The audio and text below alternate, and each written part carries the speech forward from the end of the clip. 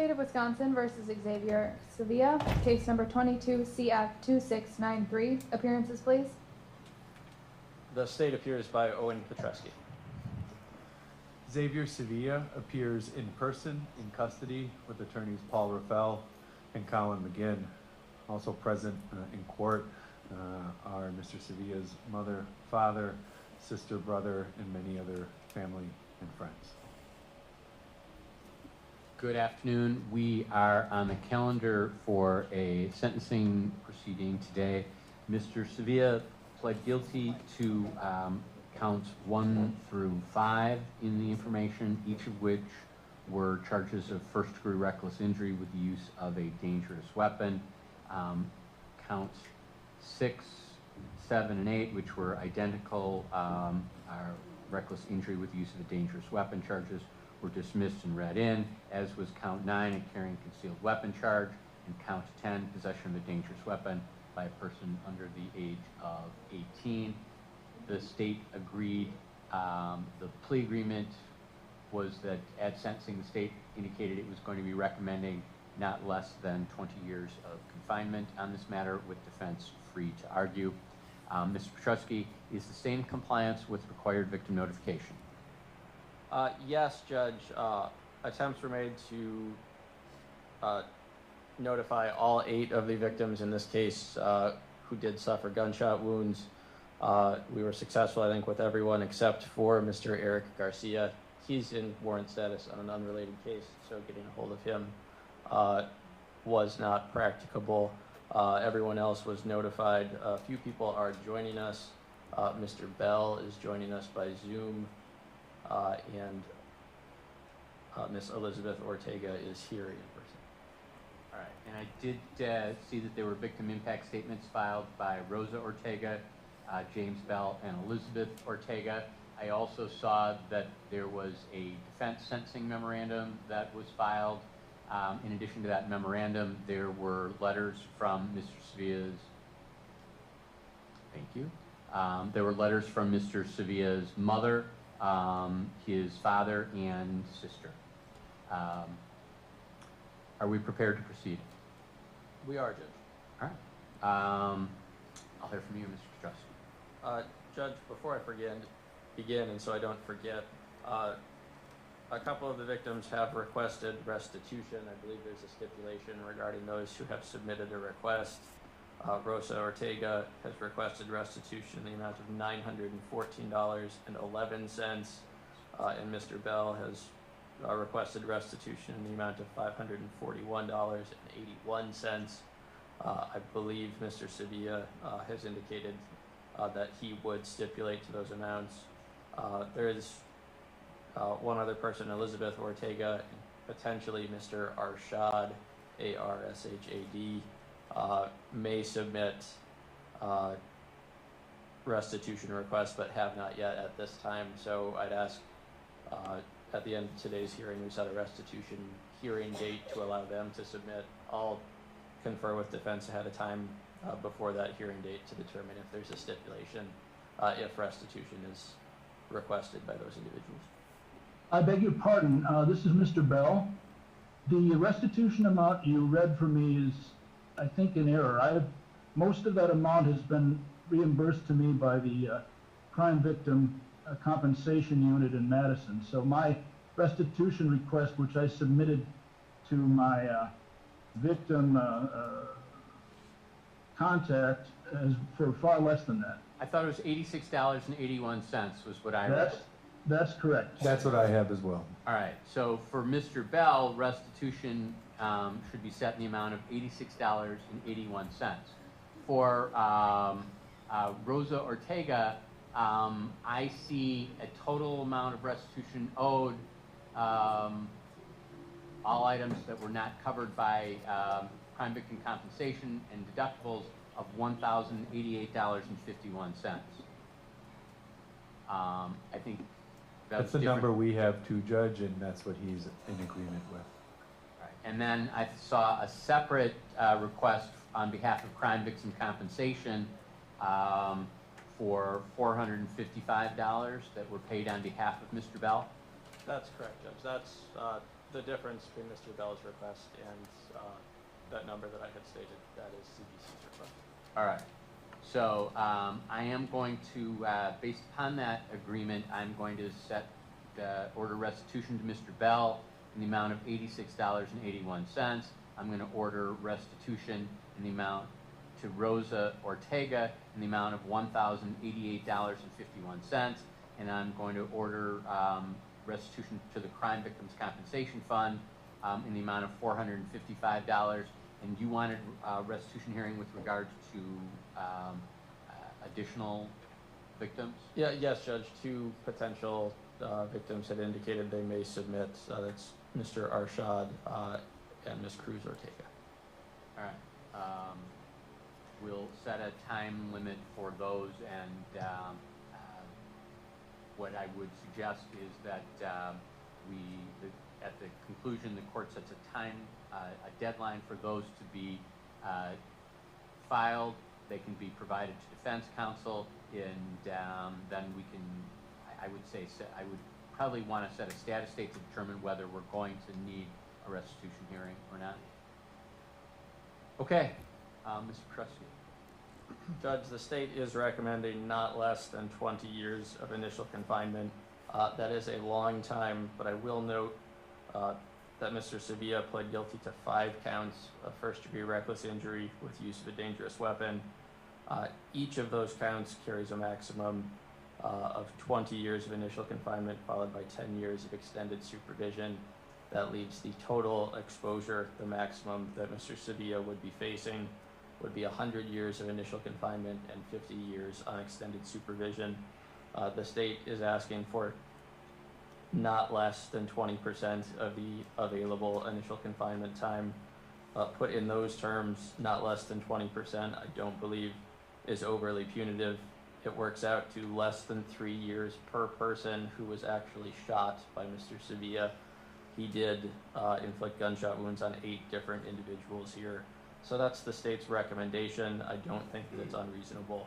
But turning to the galleon factors that the court must consider, the seriousness of the offense, the need to protect the public, and the character and needs of Mr. Sevilla. Starting with the seriousness of the offense, Judge, it really does speak for itself. The shooting occurs November 20th of 2020, right around 2:48 p.m. in the afternoon. It's a Friday afternoon. I'll try to set the situation at the mall, Judge. Mr. Sevilla is 15 years old at the time. He's there. I believe throughout the reports he's referred to either as Mr. Sevilla's cousin or friend, Eric Garcia. It's Mr. Garcia's 18th birthday on this particular day. Mr. Sevilla, when he goes to the mall, is armed with a firearm that he has in his pocket. It is later determined to be a semi-automatic 9mm Glock with an extended magazine carrying up to 17 rounds. Mr. Garcia and Mr. Sevilla enter the mall. They're there for some time. Mr. Garcia actually buys something at Godiva Chocolates. Then they are walking through the first floor of the mall. Judge, I've submitted a number of paper exhibits for the court to review. Exhibit 1 is just a partial map of the layout of Mayfair Mall. This incident actually occurs up on the northern end outside of Macy's, Enzo, the board game barrister. It's that part of the mall.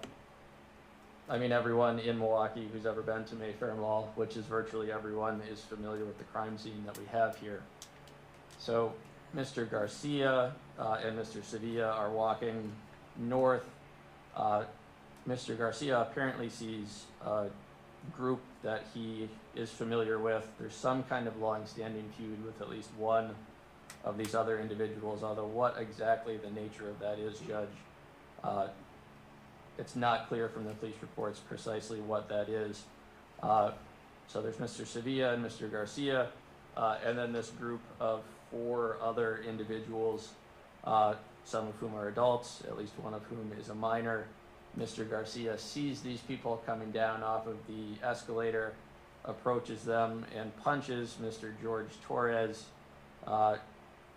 in the face. Mr. Torres is 20 years old at the time. He describes coming down that elevator, getting punched in the face. Mr. Sevilla then takes out his firearm.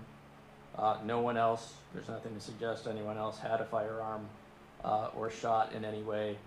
Mr. Sevilla then shoots 17 times. Officers recover 17 casings on the scene, ultimately striking 8 individuals who are present in the mall.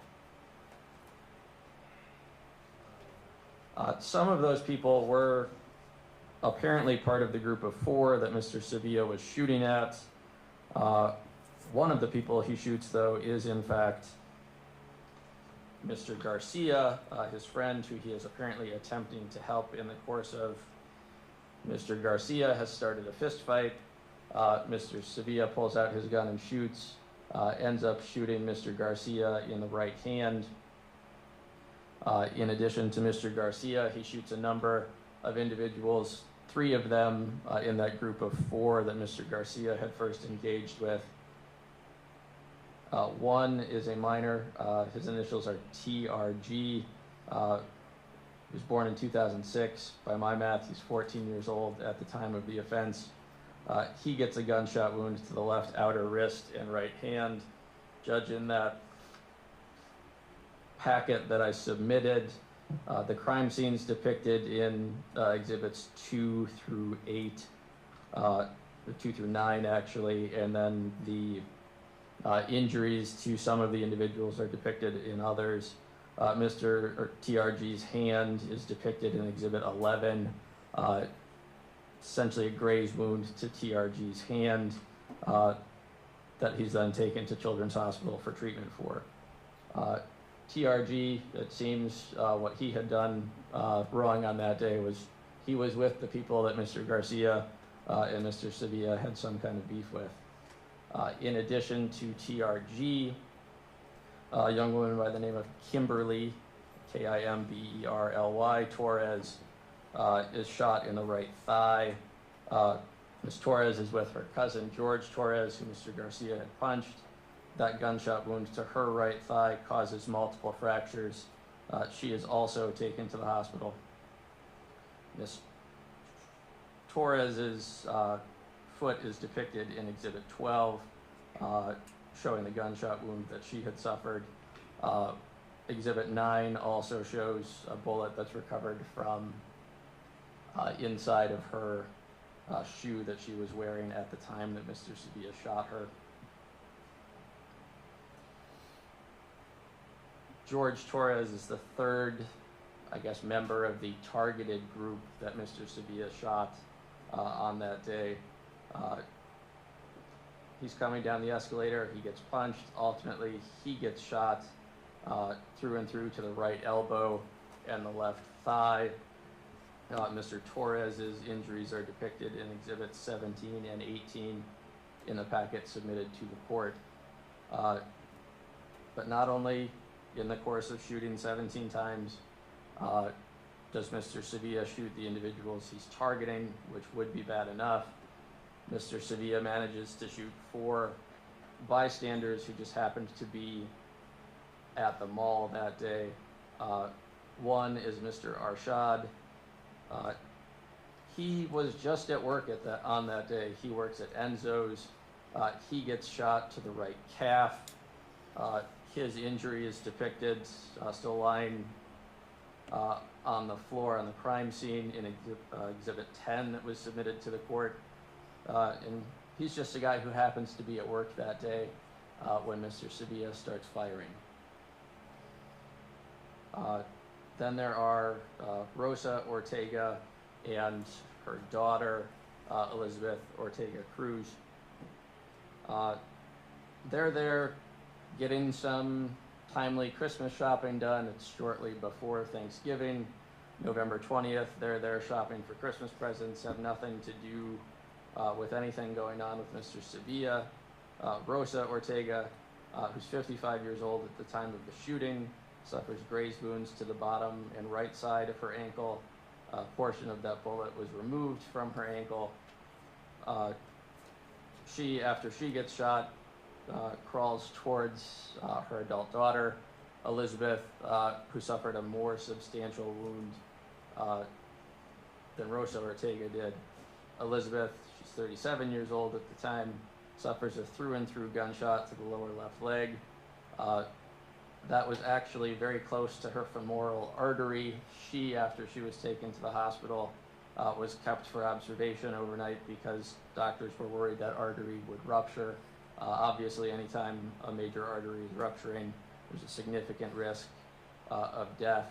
So Elizabeth Ortega Cruz was, unfortunately, because of Mr. Sevilla's actions on that day, I think it's fair to say nearly killed by the bullet that came through her leg. Lastly, the 8th person who was shot is Mr. Bell, who's joined us by Zoom today. Mr. Bell, 65 years old at the time. He's a mall walker, Judge. He's there to get exercise in. He's just walking in the mall that day, trying to get his steps in. As he's walking in that area, he sees what he's not paying very close attention to, these two groups of what looks to him like teenagers start to engage. He doesn't really think much of anything of that. And the next thing he knows, he is shot through and through to the thigh, comes in through the back and out through kind of the inner part of his thigh. And he is then taking cover in the nearby board game barrister store, waiting for the shooting to end and ultimately for medical attention, and he's transported later. So I know Mr. Bell had written an impact statement. He would ask, did ask that our victim witness advocate would read that. Colleen, if you could come do that now, please.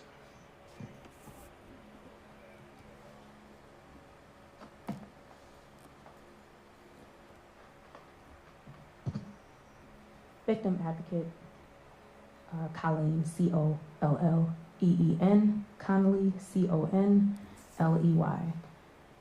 Victim impact statement, James C. Bell. My physical injuries as a result of this crime were limited to a flesh wound to my right thigh. To the best of my knowledge, I have not been affected emotionally. I would like to add that I feel neither anger nor hatred towards Mr. Sevilla. I have asked myself if I would feel differently had I sustained more serious injuries, but I find myself unable to answer that question. After restitution by the Crime Victim Compensation Unit for my emergency room and ambulance deductibles, my remaining financial losses are minimal, being limited to the value of the jeans I was wearing, taxi fares to and from the hospital, and my copay for some prescribed pain medication. Should Mr. Sevilla plead guilty or be found guilty, I request restitution for my remaining losses as filed with my victim witness advocate from the District Attorney's Office. I also request that an ongoing no contact order be issued. With respect to length of incarceration, probation, and community service, I ask that the court and the Department of Corrections take care to set these in a way that ensures the safety of the general public while giving Mr. Sevilla every reasonable opportunity to correct the course his life has taken. I recommend that counseling and educational resources be made available to Mr. Sevilla as he serves his sentence, and I hope that he will take sincere and diligent advantage of these. With the support of the community, I hope that Mr. Sevilla will come to appreciate that life is precious, in particular, that the lives of others are too precious to endanger, and that his own life is too precious to waste. Signed, James C. Bell, date March 13th, 2023. Thank you very much, Ms. Conlon. And Judge, it would be remiss if I did not point out in the other impact statements that were filed with the court, I think Mr. Bell's statement in large part encapsulates what Ms. Ortega and Ms. Ortega Cruz said as well. I think it's fair to say none of them harbor any excessive ill will towards Mr. Sevilla despite what had happened on that day. That is, I think, ultimately important for the court to consider. So those are the injuries that were suffered. The seriousness of the offense doesn't necessarily end there, Judge, though sorry about that. Mr. Sevilla, after the incident, with the assistance of his family, there's text messages afterwards, found, I believe, on his father's phone. He was, when he was arrested the following day, actively fleeing the state. It appears that his family members had called Southwest Airlines attempting to buy a flight, although nothing indicates that they had actually managed to buy that flight yet. They talked about sending him to stay with some family members, either out of town or just down in the Chicago area. On the 21st, Mr. Sevilla is arrested in a vehicle with Illinois plates. His cousin is driving. It does appear that he was on his way down to Chicago at the time officers arrested him. There was a suitcase filled with his clothes. He's also, at the time he's arrested, sitting next to a pile of clothes. Under that pile of clothes is the 9mm Glock with the extended magazine that the crime lab later determined was used in this incident. That extended magazine holds 17 rounds. What that suggests to me, Judge, is at the mall, as Mr. Sevilla is shooting time and time again, he continued to shoot until he ran out of ammo in the mall on that day. It's conceivably possible that there was one additional bullet. The absolute maximum would have been 18 if one had been in the chamber. But by far the most likely scenario, given that evidence, I think, is that Mr. Sevilla fired until he could not fire anymore, which is an aggravating factor for the court to consider.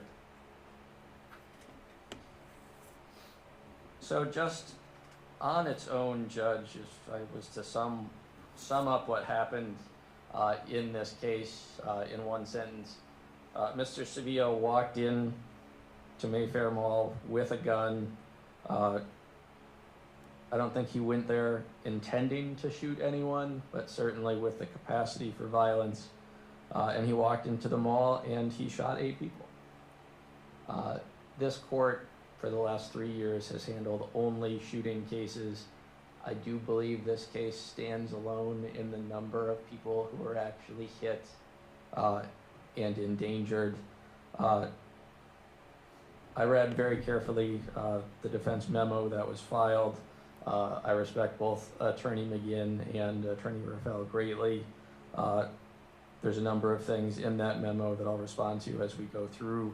But they did bring up cases in which people had gotten 20-year or 15-year sentences to compare them to Mr. Sevilla's case here. Now, I know we do want to treat similarly situated individuals similarly. It's a maximum of the criminal justice system. They kindly, for me, listed all of the case numbers with these sentences in reckless injury cases. I took a look at all of those cases, Judge, and it does turn out that Mr. Sevilla stands alone in the number of people he managed to hurt back on November 20th. Just going through, it's a long list of case numbers. The one where the most people were shot or injured is 21 CF 4649. Somewhat ironically happened across the street from Mayfair Mall. In that case, 3 people were shot. Turns out all 3 of those people were police officers, essentially responding and doing a welfare check. Other cases with 20-year or 15-year or more sentences, case 13 CF 170, that's actually a stabbing related to a domestic violence case. 1 person was injured in that offense. Case 14 CF 433, 1 person was shot. Case 15 CF 2871, 1 person was shot. In that case, a police officer. Case 15 CF 5307, 1 person was shot. Case 15 CF 3936, 1 person was shot related to that reckless injury.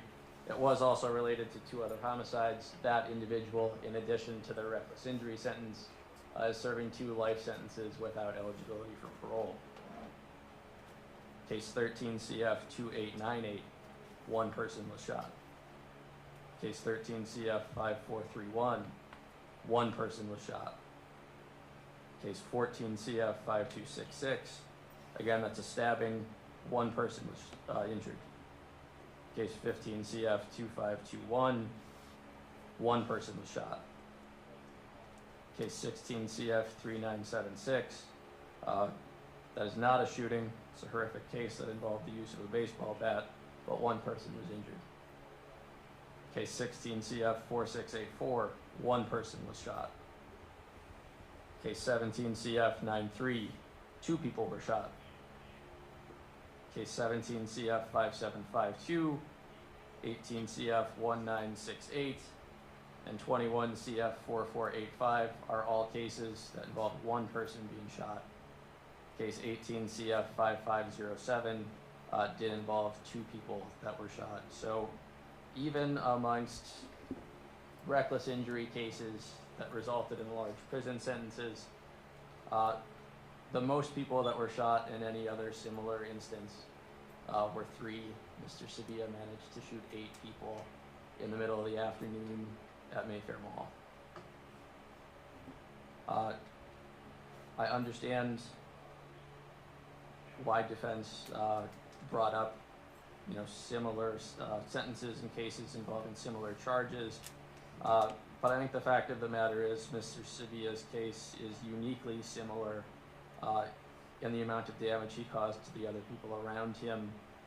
And this stands alone, I think, in our community as the single person who did the most damage to the largest number of people in any one given incident. There is, coming up in a couple weeks, a trial related to a shooting on Water Street. A large number of people, I believe 16 people at least, were injured. That case involved at least 7 different shooters. I don't know what the individuals in that case will ultimately get sentenced to, but that involved a larger number of people. In this case, it really was Mr. Sevilla's decision and his decision alone to obtain that gun, pull it out, and shoot it 17 times that led to the tragic situation that we have here. So it's not an exaggeration, Judge, to say that looking at the seriousness of the offense, it is really a 10 out of 10. I don't think this court sees cases that are more serious than this one. Transition a little bit to the next galleon factor, the need to protect the public. This is, by all definitions I have seen, it's a mass shooting. More than 5 people were shot. I'll distinguish that slightly from an active shooter situation in which someone is indiscriminately shooting people in a public location. That's not what Mr. Sevilla did here, but he did commit a mass shooting on that day. It has to be one of the top safety issues facing both our community and the United States at large today. There's an obvious need to protect the public from Mr. Sevilla, given that he shot 8 people. 4 who had absolutely no connection to him were truly just bystanders going about their day.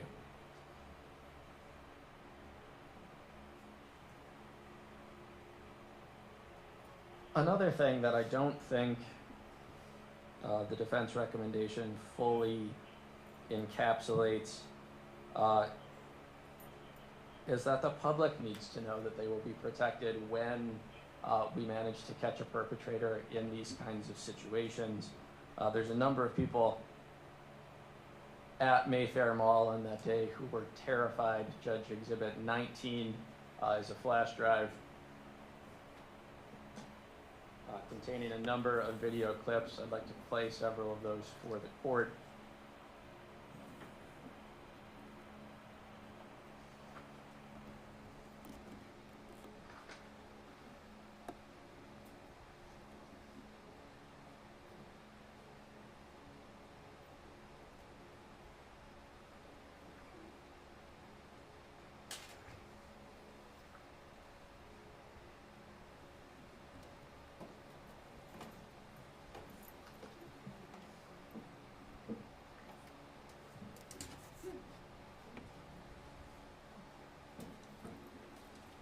Judge, this is the first video file listed on Exhibit 19. It's just a view southward away from where the shooting occurred. Try to get as close as I can here. I'll just play it from the beginning. It appears to be a fairly typical day. This is still the height of COVID, so there are less people around than there might otherwise be. But you can see at that point, people have heard the gunshots and have begun to scatter to make sure that they themselves don't get shot.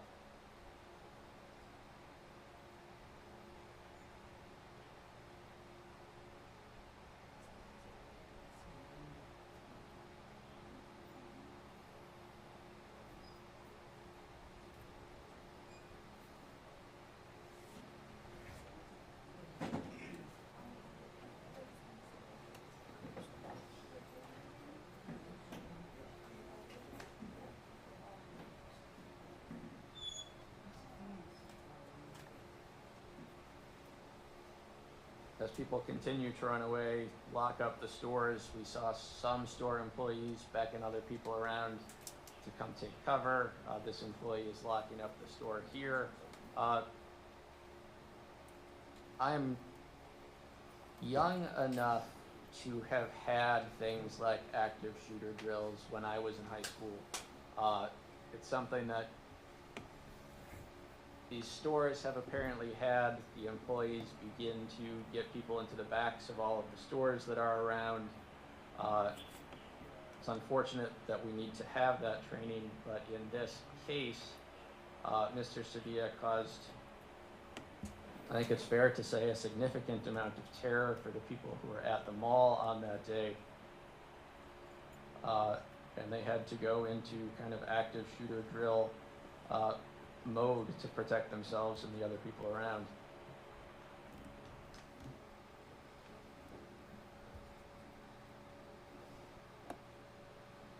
Judge, this is the second clip on Exhibit 19, going from the top to the bottom. This is looking the opposite direction. This is looking northwards towards the scene where the shooting occurred. Unfortunately, most of the surveillance cameras on the north end of Mayfair Mall were not working on this day, so we don't have a closer look at what actually happened regarding the shooting. We only see the aftermath. I'm going to play this one from the timestamp is 1 minute and 29 seconds.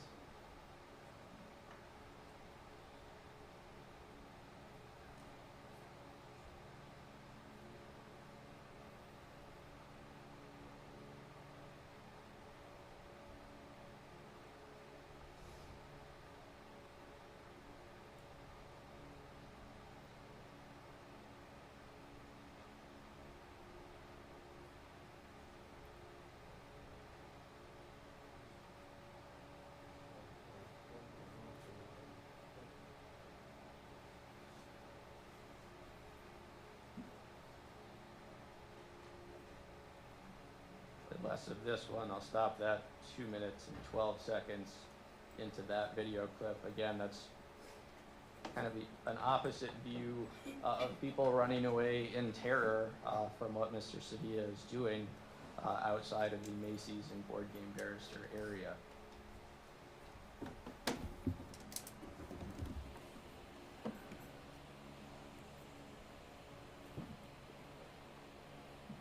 This is the third clip, Judge. It's the, I guess I'd call it the main entrance to the mall. Just outside those doors is Crate and Barrel. You see 5 guys to the right. I'll play this one from the beginning.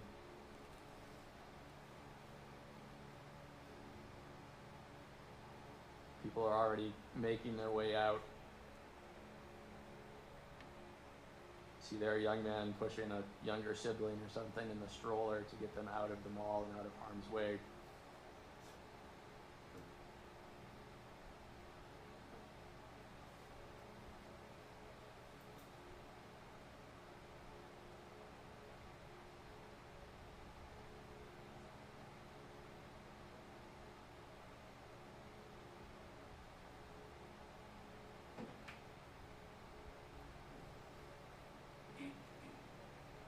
At this point, we see the Five Guys employees closing the gates, having everyone hide in the store in fear that they would get shot.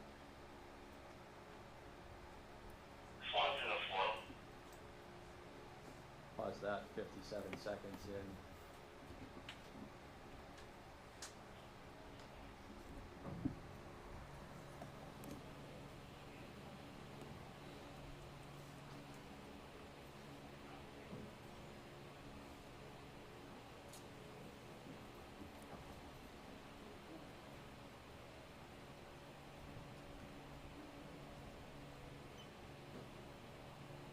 Judge, here we have the fourth clip on Exhibit 19. It's an opposite view of that same entrance we had just observed. Start that at 45 seconds into the recording.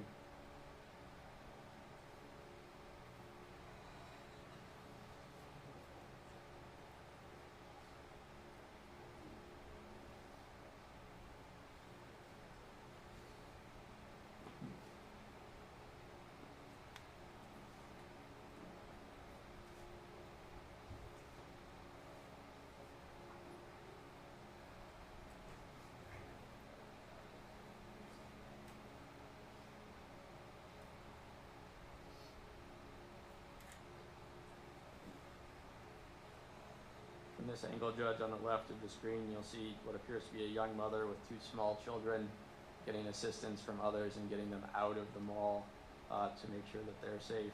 I think it's fair to say this experience for everyone in the mall, not just the 8 people who were shot, had to be incredibly terrifying. I'll pause that. 1 minute and 50 seconds into the recording.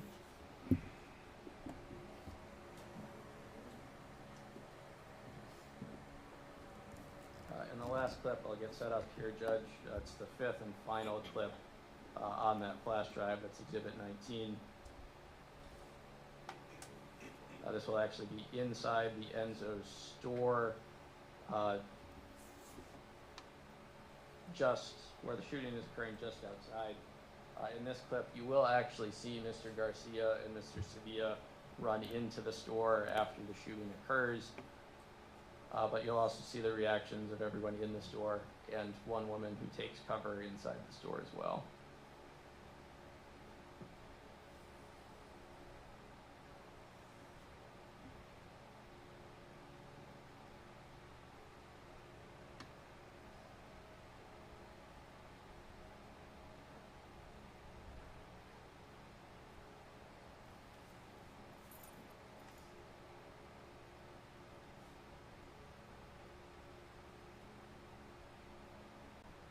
That's Mr. Garcia running in the blue, Mr. Sevilla following behind him.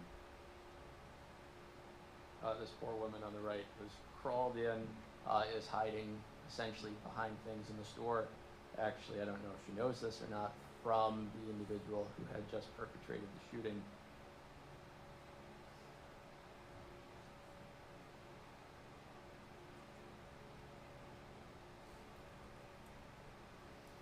Saw Mr. Sevilla run out of the store.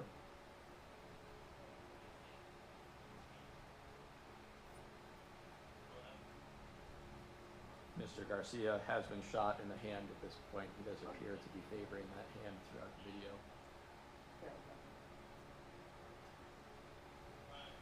Pause that. I played from 23 minutes to 24 minutes and 20 seconds into the recording, Judge.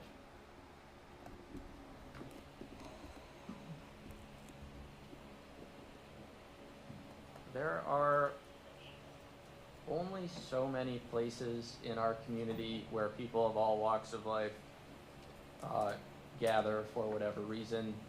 Miller Park, I can't yet call it American Family Field. The Fiserv Forum and the Deer District, Mayfair Mall, Bayshore Mall. Terrorizing these places by shooting people does damage not only to the people that you actually shoot. It terrifies everyone who is there.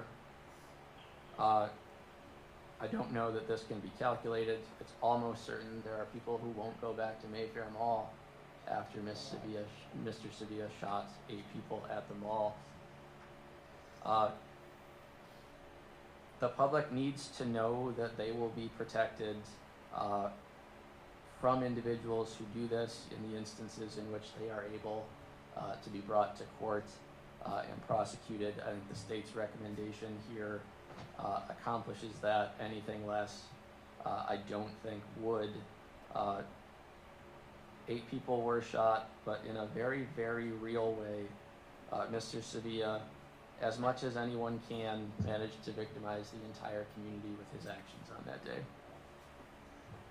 That leads us lastly to the character and needs of the defendant, Judge. I thank defense for their memo that they filed. Attorney Rafael particularly illuminated me a lot regarding the prefrontal cortex, brain development. That's all, I think, worthwhile for the court to consider. And I do think that in putting together its recommendation of not less than 20% of the maximum sentence, so did the state. Talking about the prefrontal cortex, controlling things like impulse control, it is the last area of the brain to develop.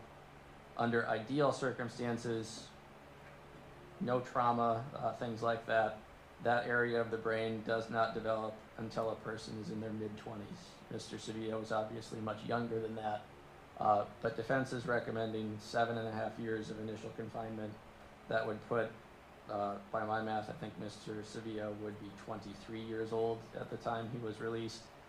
Even under ideal circumstances, his brain would not be fully developed in regards to impulse control, appreciating the consequences of his actions. I do think the defense recommendation, and we're not working under ideal circumstances with Mr. Sevilla. He has suffered trauma. We'll talk a little bit more about that going forward. But that recommendation would be short of, I think, what would be necessary to ensure that Mr. Sevilla would know that he cannot engage in this kind of behavior going forward.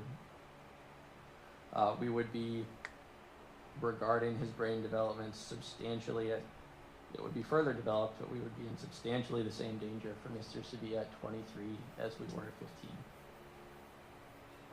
15. I do appreciate all of that. I do think that the state's recommendation of no less than 20 years of initial confinement ensures we will get to a point where Mr. Sevilla can control his impulses and fully appreciate the consequences of his actions. Atkins versus Virginia, a seminal case, does recognize a link between social science research and criminal responsibility. It's tough to say exactly how much that impacted Mr. Sevilla's ability to appreciate what he was doing at the mall that day was wrong. Prior to this incident, he had been shot, so he would know as well as anyone the trauma that inflicts. And at 15 years old, he would have grown up going through active shooter drills, being essentially shown firsthand what to do if someone walks in to a public place and begins shooting. So I do think at 15 years old, while he may not have fully appreciated the consequences of what he was doing, shooting his gun 17 times at Mayfair, he would have known that it was wrong. Mr. Sevilla does have one prior juvenile adjudication prior to this. He was adjudicated of resisting or obstructing an officer in case 20 JB 418. He was on juvenile supervision for that at the time of the offense that we have here.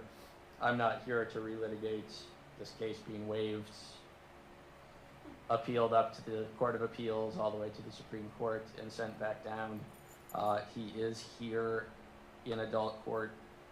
It does appear to me, given what Mr. Sevilla did here, the services available at juvenile court were radically insufficient. Lastly, while this case has been pending, unfortunately, Mr. Sevilla has been charged with a new case up in Lincoln County, where he has been in custody at Lincoln Hills. He was charged with battery by prisoners and substantial battery for an incident occurring on October 20th of 2022. So unfortunately, Mr. Sevilla's criminal conduct has continued while in custody at Lincoln Hills. So, Judge, I'm asking you to impose no less than 20 years of initial confinement. I do think that recommendation gives Mr. Sevilla the benefit of the doubt related to his age and what he could appreciate about his actions. But more importantly, Judge, this case is about protecting the public from Mr. Sevilla and letting the public know that if someone does engage in a mass shooting in one of the few places where we gather in mass in this community, the community justice or the criminal justice system will take that seriously, and the sentence will be long enough to make sure that person and hopefully no one else engages in this kind of behavior ever again. So that's the state's recommendation and the reasons for it, Judge. Thank you very much. Counsel. Your Honor, before we begin, I believe that several members of Mr. Sevilla's family would like to make brief statements. Okay. We'd like that to happen now, if that's Sure. fine. Would the court like them to come up? They can come on in and have a seat there.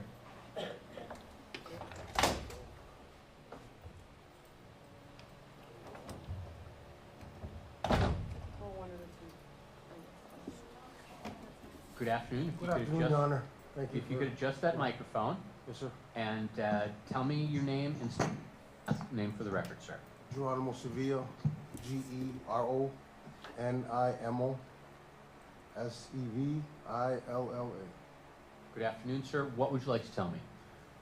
I would just like to express my deepest, myself, my family's deepest apologies to the family of the victims themselves, the city of Wauwatosa, the city of Milwaukee. Hope they can accept that. I just want to say that I love my son and I'm here to support him. You know, he said for me to be brief, and that's what I would like to say. And I appreciate that, and regardless of anything I do today, he's going to need that love and support. So I appreciate you being here. Yes, sir, thank you. And I'd like to say that may the Lord bless us all. Thank you very much. Thank you, sir.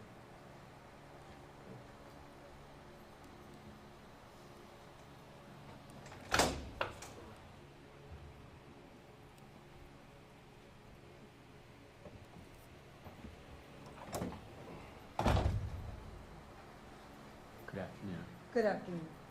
Again, adjust that microphone, and if you could tell me your name and spell your first and last name for the record. I'm Xavier Sevilla's mother, Julie Plasencia, Spell that for us. JULIEPLACENSIA.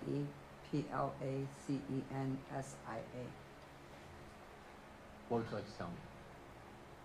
I want to say thank you for having us here today. Okay. I also want to say sorry to the victims. My deepest apologies. I want to say that I love my son. Can I look at my son? Oh, absolutely. I love you, son. Unconditionally. No matter what we go through, we're going to go through it together, right? Okay.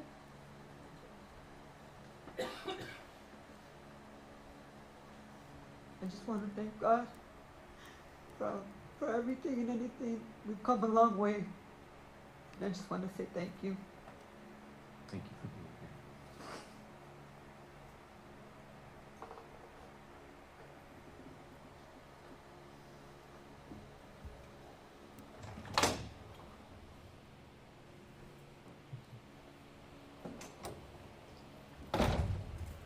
Thank you, Your Honor. You're welcome.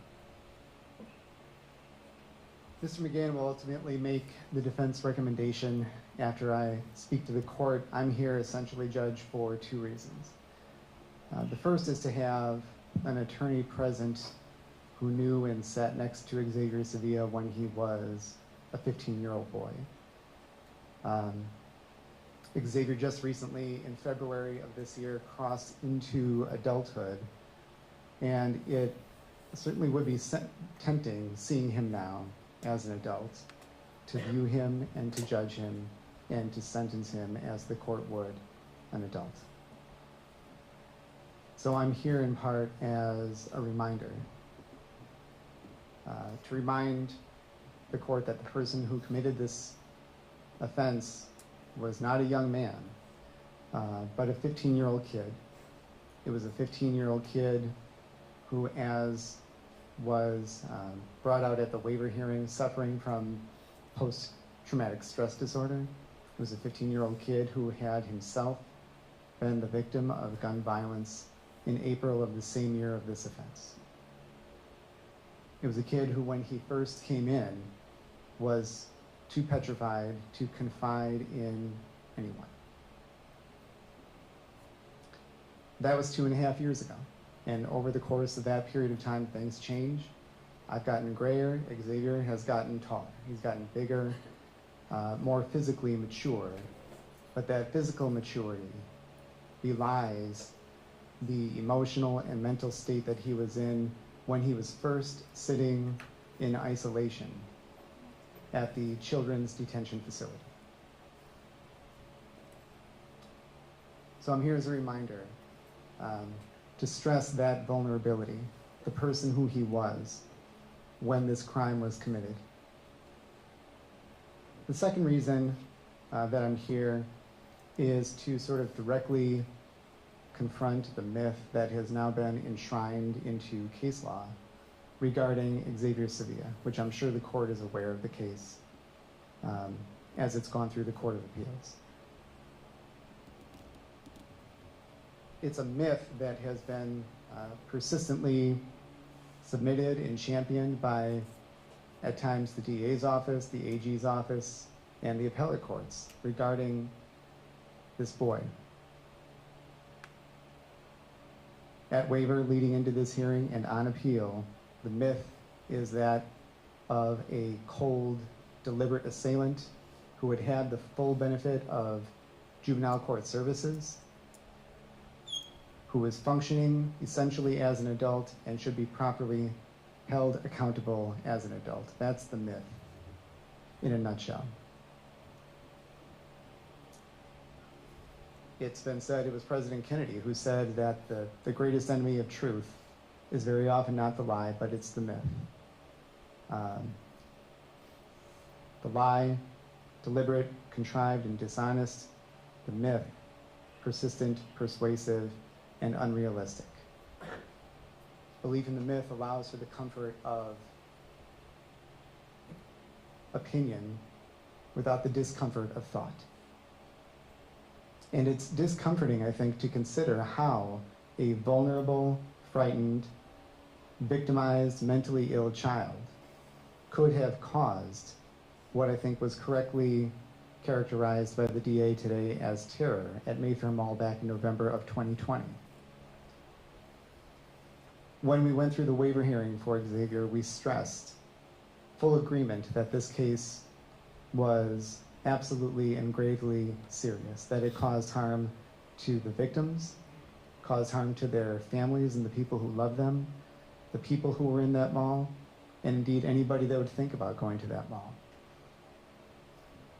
And that truth is coupled with other aspects of the offense that are indicative of a childlike mindset and mentality. The fact that this was done, not where they tried to do something in secret or in a dark, inconspicuous place, but rather in the middle of a crowded place loaded with cameras and other people. The fact that there was obviously no real plan, rational, or premeditated goal with regard to this offense, that this obviously happened in a state of panic, fear, and haphazard thought. Even when we go back and review the video that the state displayed, you see these two individuals, Xavier as a 15-year-old running into another store, totally unaware of what to do next, because this was not a premeditated act. There was no plan to get away. If the court recalls, the way that Xavier got away from this scene was essentially going across the street and calling an Uber, creating a trackable, verifiable event that could well lead to him. That's how he left Mayfair Mall that day. So very little attempt to really conceal identity, no plan, no premeditation, no rational goal, no clear attempt to try and escape. This was both an incredibly grave, harmful, and serious event, and it was an event that was bearing the classic indicators of a juvenile mindset, a childlike mindset in so many ways. And the combination of those two things is discomforting. It is jarring, the union of those two truths coming together. I think it was especially discomforting at times as this case went through the Court of Appeals that a circuit court judge would recognize that vulnerability and that mindset and recognize Xavier Sevilla as a child, and the myth, the false and unrealistic narrative about Xavier served as the cornerstone of the rationale to push him into adult court within the appellate process. The myth was how they justified doing it. It was necessary for the people involved in that decision to go activist after preaching for their entire careers about restraint and deference to the circuit courts. The myth was necessary in granting a remedy that the state didn't ask for. The myth was how they justified ignoring Xavier's youth, his inexperience, his victimization, his mental illness, his lack of any real services within the juvenile system. He had been on probation for 3 months on a juvenile charge and had minimal contact with the worker assigned to him. The myth was how they justified doing all the things that they wanted to do. And the prosecution is right. We're not here to relitigate that. We are bound by the Wisconsin Supreme Court's decision in that case. But we are not bound to the false narrative which it created to justify the decision. We're not bound to the myth. And the 20-year recommendation coming from the prosecution today seems like it would fit the myth. If it was someone with a long, hardened record, if it was someone who had premeditated and planned this offense, if it was someone who had the benefit of not being the victim of violent crime and who wasn't suffering from a mental illness stemming from that crime, then perhaps it would be appropriate. So I'm just here to ask that there were compelling reasons to recognize this kid as a child back when he was in juvenile court. Obviously, the formal protection of that system has vanished, but the reasons for understanding and mercy have not. And I'm asking the court to take that into account. Mr. McGinn. Thank you. As I laid out in the memo here before you, we are asking for a 15-year sentence. The bifurcated, of course, into 7.5 years of initial confinement with the same period of extended supervision. And I want to speak to a couple things that came up in the state's comments and touch on some of what was submitted. I'm not going to rehash everything because I know Your Honor has read it. But when we talk about a sentence that will impress upon Xavier, that he will take it seriously and so as never to do this again. What we're doing and what we're speaking of in veiled language is this concept that I spoke to in my memo of both specific and general deterrence. And I don't think you'll find a scholarly study that supports the notion both of, especially when we're talking about an individual who was 15 years old at the time he committed these crimes, that's real and that's supported by any evidence-based study, that an individual is, at that time, let's speak generally. I'm going to send a message to anyone that when you do this, bad things are going to happen. A 15-year sentence, if I may say, is a massive sentence and is a significant punishment, and as I highlight, would literally be half of his life under the purview of the Department of Corrections. Specific deterrence. Mr. Sevilla has spent, I forget the number, 859 days already incarcerated, knowing fully well he's not going to be able to hug his family and leave prison in the near future. I have seen and witnessed in him, from my time meeting up in Lincoln Hills and to our times visiting here at the jail, someone who is very much aware of the harm he has caused, and with nothing but remorse and a sense, frankly, of dejection and depression, knowing the harm he caused, not just to the people that were at Mayfair that day, but to those who love and support him. So I think when we're discussing what is, this idea of sending a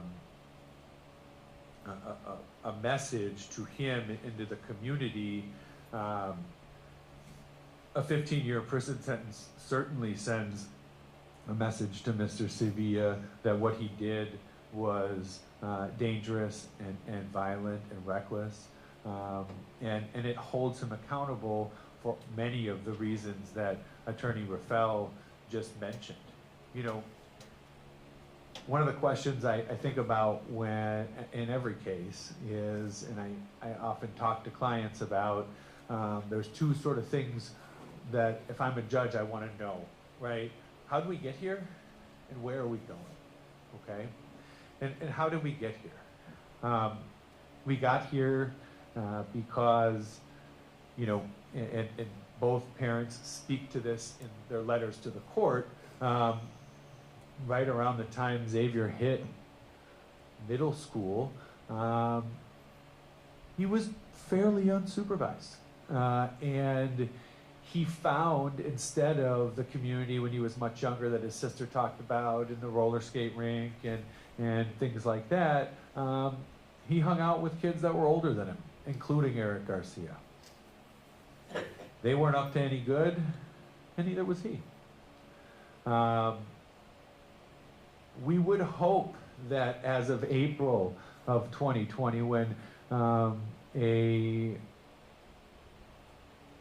when Mr. Sevilla is shot and injured, that that would make him say, "Oh, wow, maybe I'm not doing what I should be." But that would belie all that we know about the way a 14 and a 15-year-old's brain functions. That would also be what I call, the imposition of adult and expectations on children. We frequently hear things like in courts, someone got probation when they were 18, they come back when they're 20 with a new offense. Well, you got probation when you were 18, and we got to, you blew that opportunity. Not truly, in my mind, recognizing what it's like to be 18 and trying to survive on, in, at least for my clients, extreme poverty, and with none of the stability factors that existed in my life when I was 18. We hear these lines, I don't know why they just can't stay out of trouble, or things like that from people who sit in positions, frankly, of privilege. And, a lot of times these statements come from people like me who maybe had the support of two working parents, a good education, relatively good health, opportunity, And sometimes it comes from the folks who say, well, I pulled myself up, I don't know why you can't either. But I think when we reduce our way of thinking, we're being reductive to the social barriers and not just the adolescence, but the effect of his diagnosis of post-traumatic stress disorder. You know, Attorney Rafael mentioned, but Mr. Sevilla is not and was never anyone who had exhausted all the services that our juvenile justice system had to offer. He never got any. Now we can, you know, I had this conversation with predecessor counsel in the DA's office, and the response I got was, well, you know, he had 90 days to do that. And sure, we can pile on a 15-year-old who didn't immediately seek any and all services through his health service worker, or we can look at that and go, yeah, that tracks. That tracks for a young man who was not in, you know, a situation where there was structure and guidance directed at him. You know, as Attorney Rafael mentioned, how we got here was effectively individuals and decisions being made to the extent of throwing up their hands and saying, we've tried everything and this is all we can do. And I think that those sentiments are knee-jerk reactions to an individual who no doubt caused harm and hurt people. But it comes from the concept of adults placing unrealistic and impossible worldviews on children and adolescents. And there's a reason that evidence suggests that people age out of both violent recidivism and recidivism generally. Now, does everyone? No. But most do. And a 15-year bifurcated sentence keeps Mr. Sevilla under control of the Department of Corrections until he's 30 years old. I think all of us can agree that at age 30, we are at a point of full development of the prefrontal cortex, decision-making, and if Mr. Sevilla was 30 years old at Mayfair causing this kind of you know, chaos and danger, they were asking for 20 years, you might be staring at a joint recommendation. But he's not. He was 15 years old. Now, in the memo, I cite to a Steinberg, and that's Steinberg,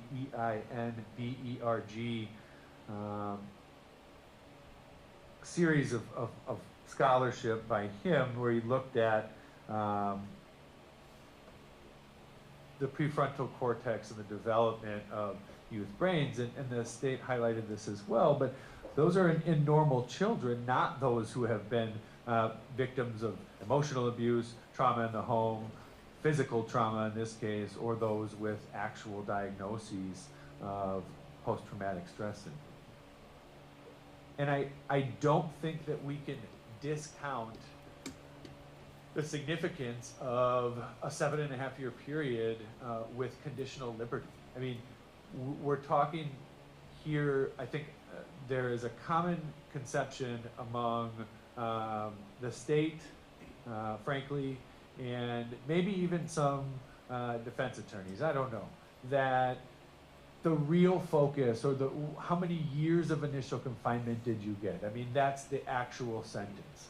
The ES, okay, people will figure it out. But we know, this court knows, how many people come before it and are on extended supervision when they're back in here getting another sentence, because it's difficult. Our Department of Corrections is not, as they would describe themselves, a bridge to success for a lot of people. It is for some. And I believe it can be for Xavier. You don't have, other than this day in November of 2020, there's no record of Xavier Sevilla hurting another person. There's no consistent line of behavior that suggests that this was anything but the decision of a terrified 15-year-old who doesn't know how to use a firearm. Now, the state made a point that if you follow our recommendation, he's out shortly before that magical 25 year. But I don't believe, and I'd ask this court to take that with a grain of salt, because what we're talking about is age 30. We're talking about someone who will still be, have his liberty curtailed and be subject to reconfinement and the rules of the Department of Corrections until 30. And that is significant. That's half, would be half of his life. Now, the facts of this case have been discussed in detail.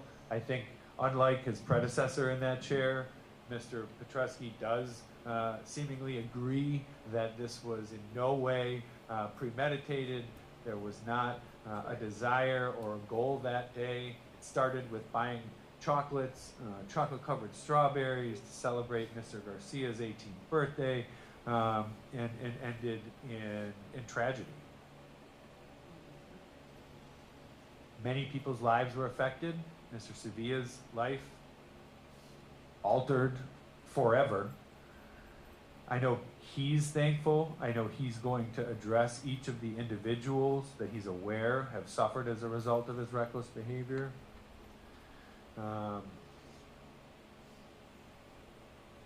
You know, the irony of Mr. Garcia, who in his very long interview initially lies and lies and lies to police about his connection to Xavier and his presence in the mall that day. Actually being hit, I think, as Attorney Raffel pointed out, shows just the lack of sophistication of what happened that day. Now, Xavier's time at Lincoln Hills has not been easy. He's been tested from day one because he came in there and everyone knew who he was before he got there because he was all over the news. The teachers there, the guards there, they don't look like him. They're not from where he's from. That's one of the reasons why we have a movement towards regional juvenile justice centers to combat the kinds of issues that have plagued his time up there and make culturally competent programming possible. Now, yes, he got into a physical altercation with another youth there. That's an open and pending matter. Is it ideal behavior for Mr. Sevilla? Hardly, and he knows that. But is it the behavior of a 17-year-old struggling to comprehend his fate, knowing that he has an indeterminate future of incarceration ahead of him? I think so. It was clear from my time visiting Xavier at Lincoln Hills that he was incredibly unhappy there, depressed, isolated, and starting to lose hope. He never once said anything to me, or to my knowledge, Attorney Raffel, about wanting a trial on this, or is there any way we could beat this? Nothing. Just please help me in any way you can. He was resigned to the fate of spending time in adult prison after what I can only refer to as the legally dubious decision to send him here to adult court. And that made me sad to look at a just 17-year-old knowing that it would be years before he would ever walk anywhere on his own or eat when he wanted to, as opposed to being told when. There are prices to pay for antisocial behavior, Judge, but imposing what the state is asking for here sends one message to Xavier. We want to lock you up and toss you away. And while I have developed a healthy bit of cynicism after a decade or so of doing this work. I'm not so cynical as to believe our system of justice is that one-dimensional. Now, I've mentioned Mr. Xavier's connections to Mr. Garcia. I was not aware that he was out on a warrant. It doesn't surprise me given the information that was provided in discovery about him. But when we have, you know, I just want to quote one line from Dr. Steinberg, and he says, you know, unlike adults, adolescents are more likely to display impulsive and risky behavior when they are with their peers and or if they are emotionally excited. And you really couldn't encapsulate a better description of what happened on November 20th than that. You know, Xavier's never said to me, this is all Eric Garcia's fault. Xavier's never said, he led me astray. He didn't see it that way. It was a friendship. It was a community, and those individuals that he met through Mr. Garcia, if I had to venture a guess, will likely come through this court or a court like it in the not too distant future. Now, I don't believe that discussing brain development, the influence of older peers, is akin to, people will say, oh, that's you're deflecting or avoiding responsibility and placing it on others, and I don't believe that to be the case. I don't believe that those concepts are mutually exclusive. Xavier can and must be held responsible for his actions, but they didn't happen in a vacuum.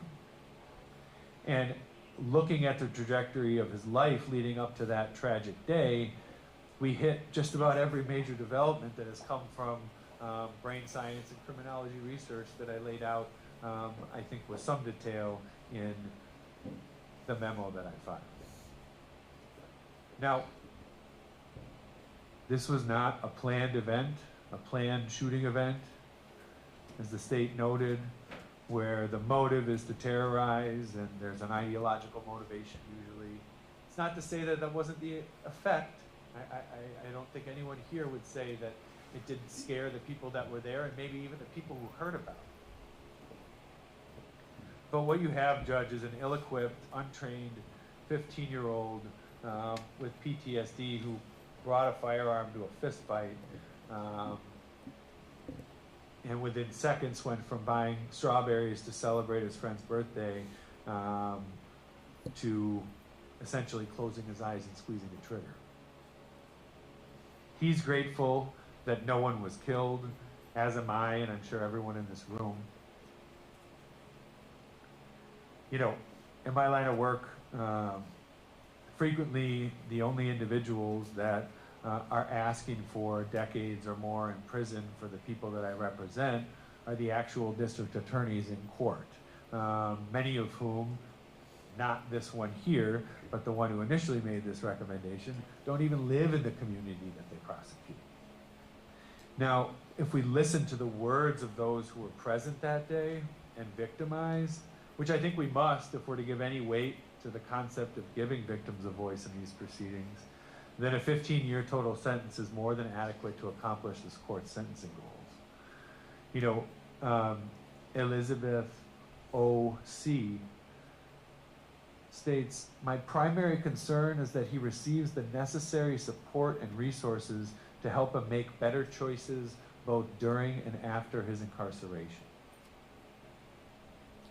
And Mr. Bell hopes that Xavier will come to appreciate that life is precious, in particular that the lives of others are too precious to endanger, and that his own is too precious to waste. I think the last 800 plus days, Xavier is slowly learning that there is hope for him, that he has a community that loves him, and that he won't be defined by this terrible tragedy for the rest of his life. It's going to follow him forever, no doubt.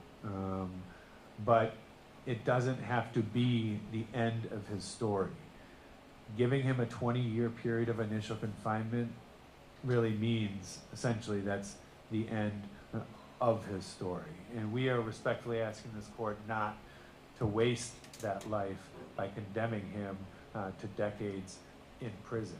What we've recommended sends a strong message to Xavier and the community that what he did is absolutely unacceptable, but recognizes his youth, his trauma, and it increases the chance of successful reintegration into our community, which should be the goal, with the idea of protection of the community in mind.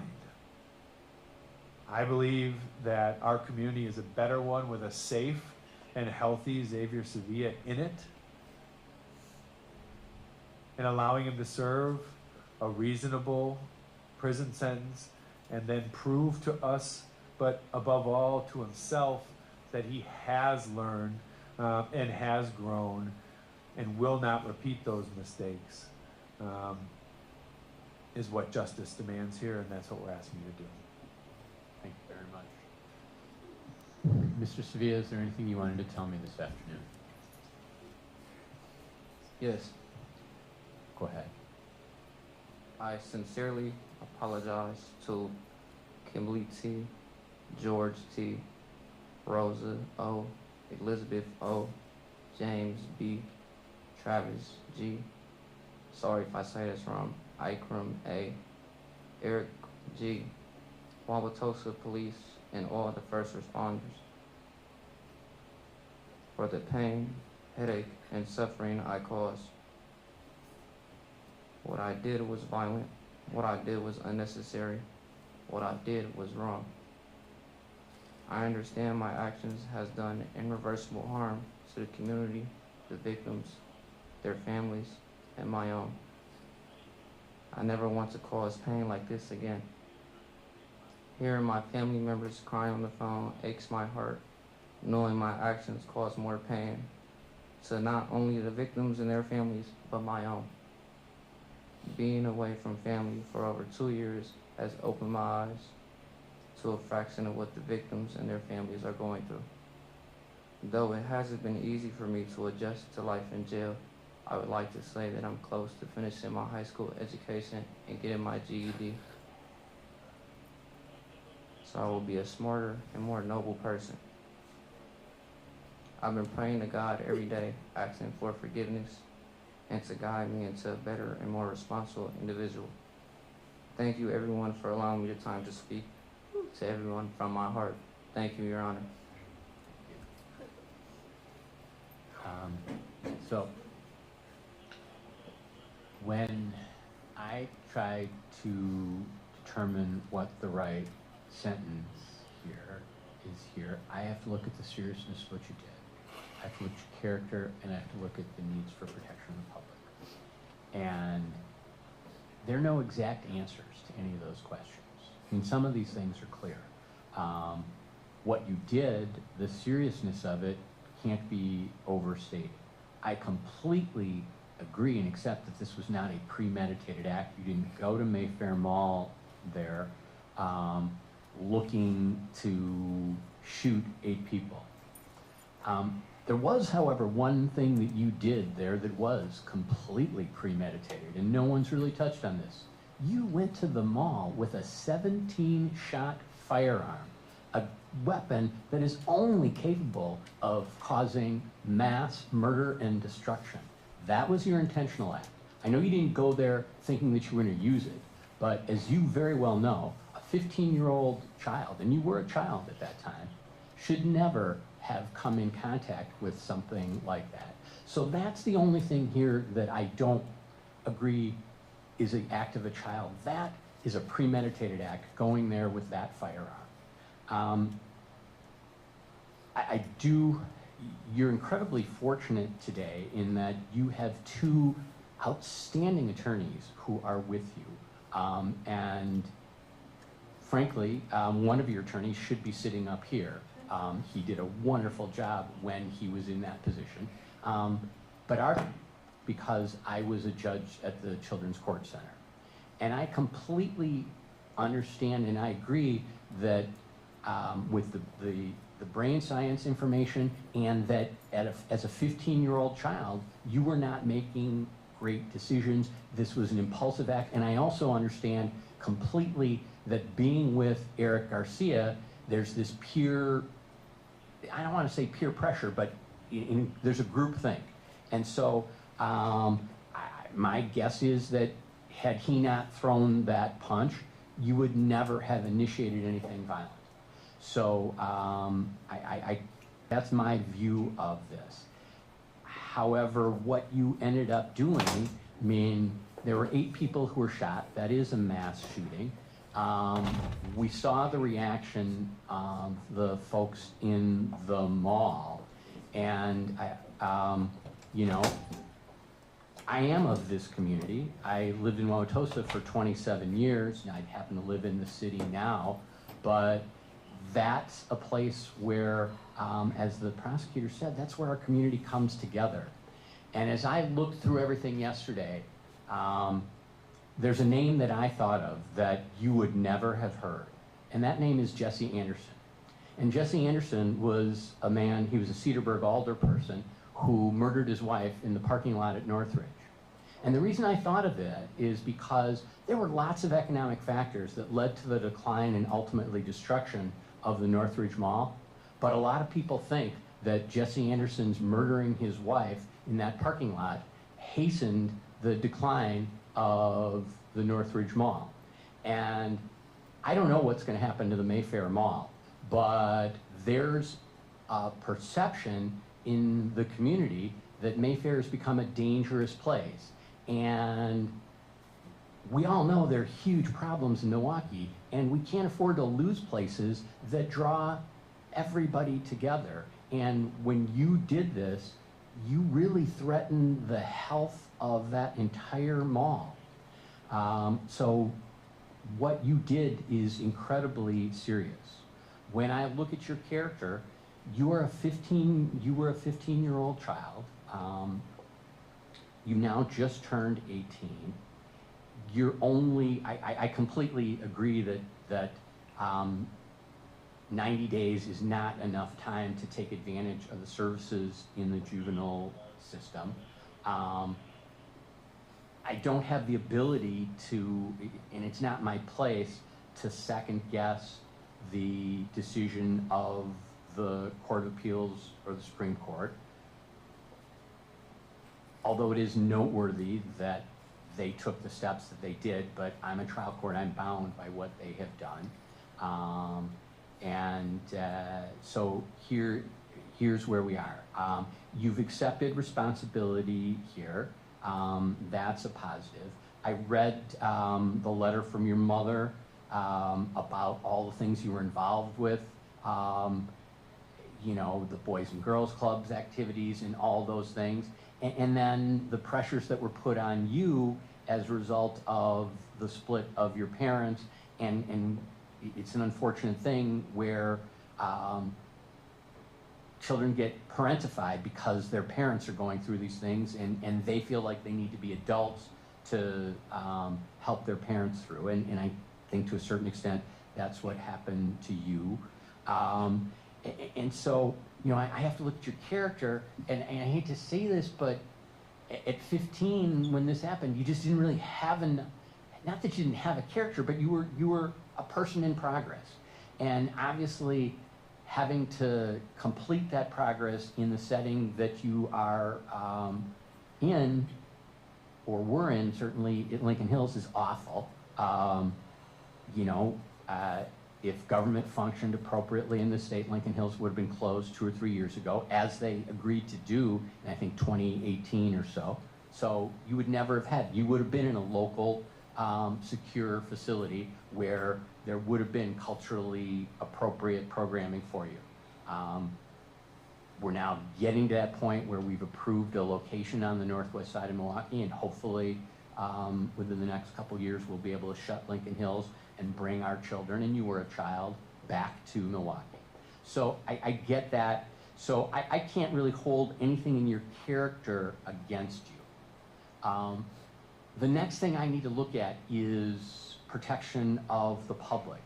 And here's where I'm going to part ways, at least in part, with what your lawyers have said. Because one of my responsibilities, yes, is to address you and your needs. But one of my other responsibilities is to be the representative of the community, to think about what the community's needs are.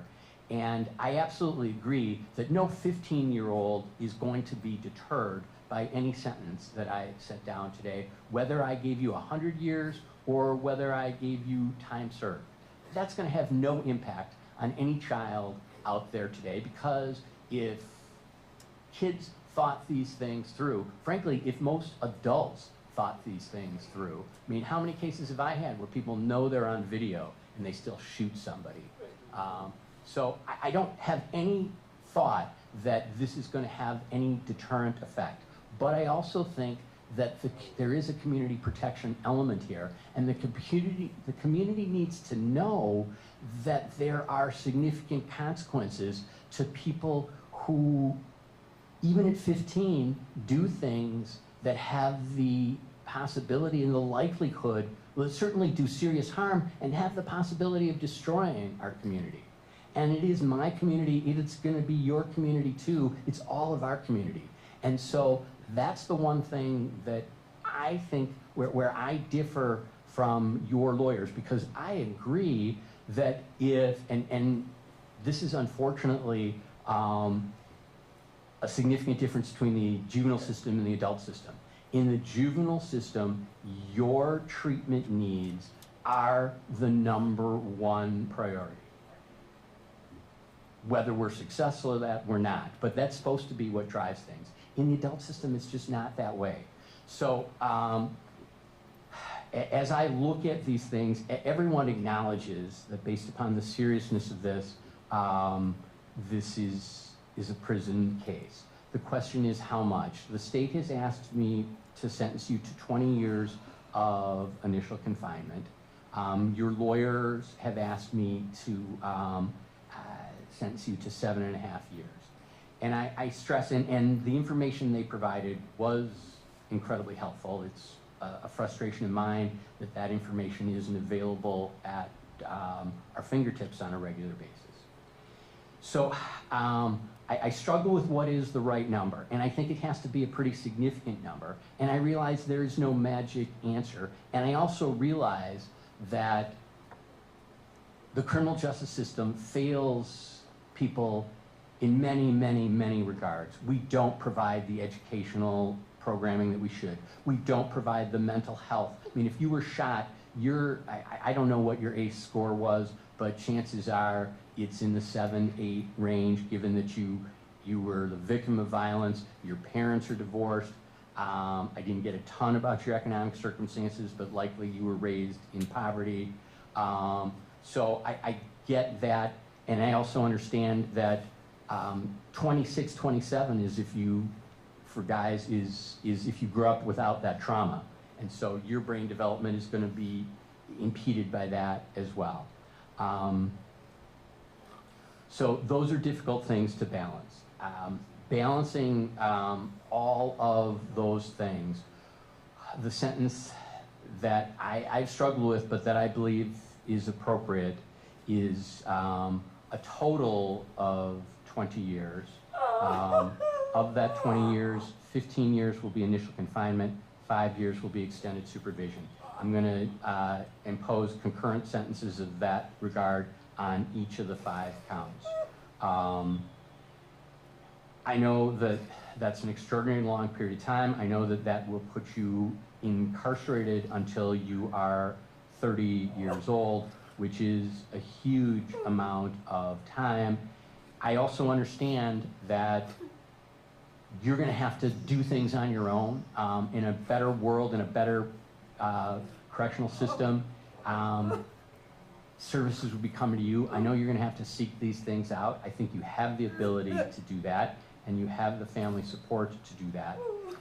But I think the community needs to know that when a horrific assault is committed against the community, even by a 15-year-old child, that there will be incredibly difficult and large criminal consequences to that. And from my perspective, that balances your youth with the injuries you caused, not just to the people you shot, but to the community as a whole. And I think that is the minimum amount of time that is necessary to address that harm. I'll give you 859 days credit against the 15 years of initial confinement. As other conditions, I am going to order that you complete your GED and high school equivalency diploma. If there's any positive development, I heard on the radio within the last couple days that there's a change in the federal Pell Grant program.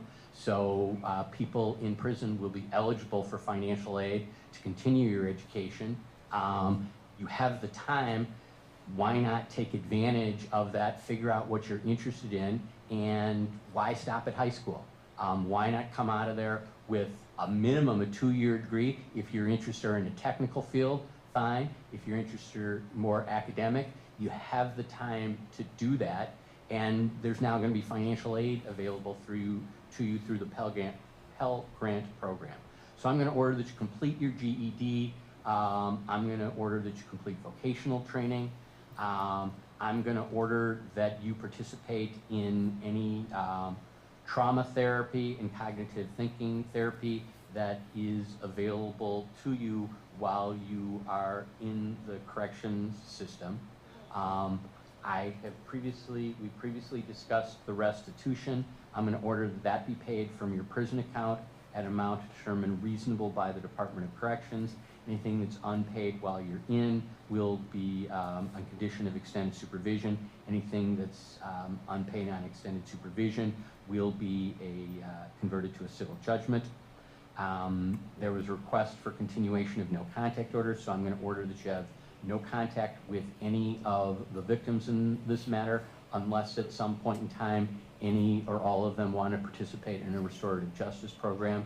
Then if they wanted to be involved in that programming, I would allow you to have contact with them in that programming. As a convicted felon, you cannot possess a firearm. That's a lifetime ban. You cannot possess body armor. That's a lifetime ban. And you cannot vote until your civil rights are restored. Based upon the nature of these violations, you are not eligible for the challenge incarceration or the substance abuse program. Good luck to you and your family, Mr. Sevilla. Counsels, will you advise them of his post-conviction rights? And I have documents for him. Do we need a date for restitution? Yeah, we should set a date for status on the restitution issue.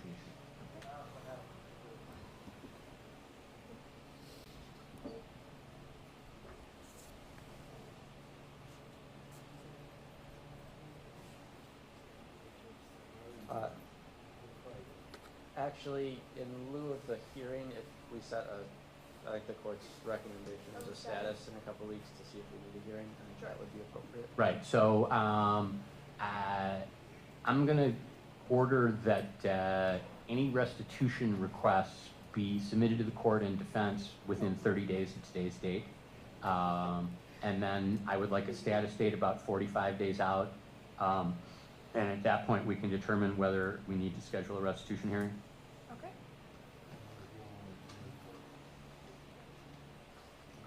How's May 17 at 10 o'clock?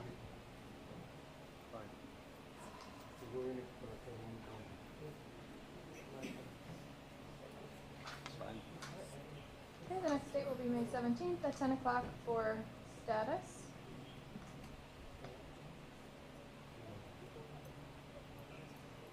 I assessed mandatory DNA surcharge. I waived all under if I didn't, I meant to impose the DNA surcharge, waive all other non-mandatory court costs, and the DNA charge is to be paid from the prison account after the restitution. Anything that's unpaid while he's in will be a condition of extended supervision. Anything that's unpaid on extended supervision will be converted to a civil judgment. Thanks.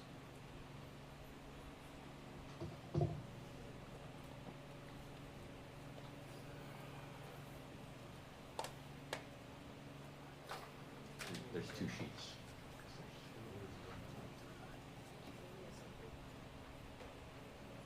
And reporter, I'd suggest you take a break because we do have one more.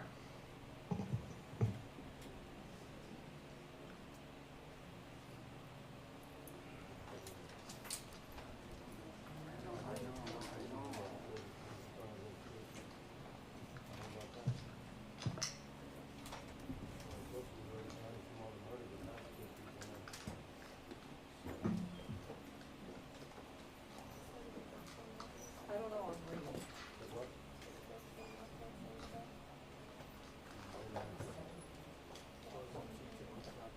Yeah.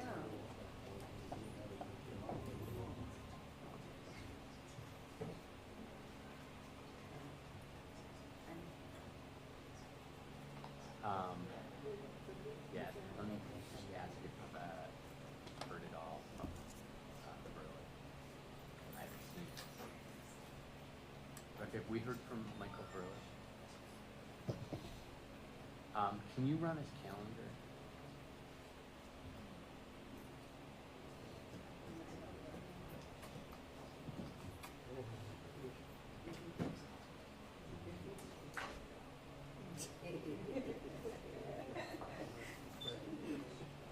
I know.